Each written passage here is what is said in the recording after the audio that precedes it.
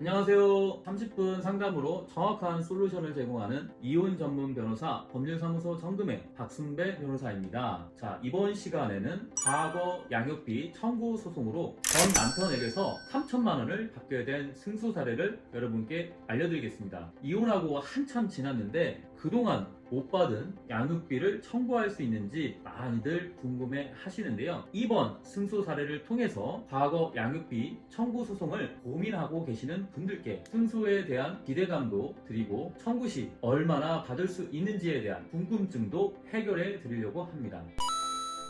자, 제가 맡았던 사건의 개요는 다음과 같습니다. 의뢰인, 즉 청구인은 1970년경 전 남편과 결혼을 하고 혼인신고도 했죠. 그 둘 사이에 딸이 있었는데요. 이 딸, 즉 사건 본인은 1969년생으로 혼인신고 전에 태어났습니다. 그리고 1971년 3월 9일에 협의 이혼 신고를 하게 되었어요. 그 이후로 청구인은 딸이 성년에 이르기까지 혼자서 양육을 했습니다. 전 남편은 이건 소송에서 양육비에 대한 협의를 하였고 청구인이 양육비를 부담하기로 합의하였다고 주장했어요. 그런데 청구인은 양육비에 대한 합의를 한 사실이 없었어요. 그 당시에는 민법이 개정되기 전이었고요. 양육비 부담조서 작성이 의무화되어 있지 않았어요.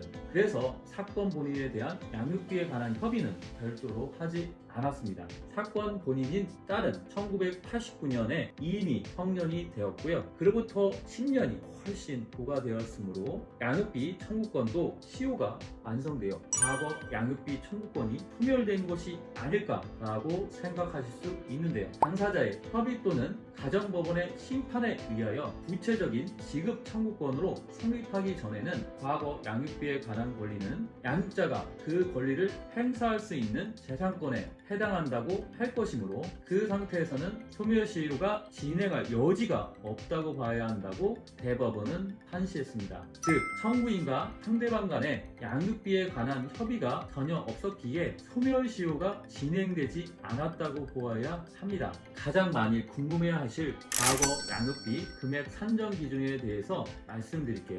양육자가 자녀를 양육하게 된 경위, 그에 소요된 비용의 액수는 얼마인지, 상대방이 부양 의무를 인식하였는지 여부와 그 시기는 언제인지, 그것이 양육에 소요된 통상의 생활비인지 아니면 이례적이고 불가피하게 소요된 다액의 특별한 비용인지, 이런 것은 물론이고 나아가 당사자들의 재산 상황이나 경제적 능력 또는 부담의 형평성, 이런 모든 사정을 고려하여 적절하다고 인정되는 분담의 범위를 결정할 수 있다고 대법원은 판시하고 있어요. 확인해보니 전 남편은 부동산 2개를 보유하고 있었고 300여만 원의 연금을 받고 있었어요. 100에서 200만 원대의 임대료를 받고 있는 것도 확인할 수 있었고요. 다만 사건 본인이 이미 성년에 이른 지 상당한 기간이 지났어요. 그리고 과거 양육비의 경우 여러 가지 사정을 고려할 수 있고 적절하다고 인정되는 분담의 범위를 정할 수 있습니다. 이런 점을 고려하여 재판장은 사건 본인의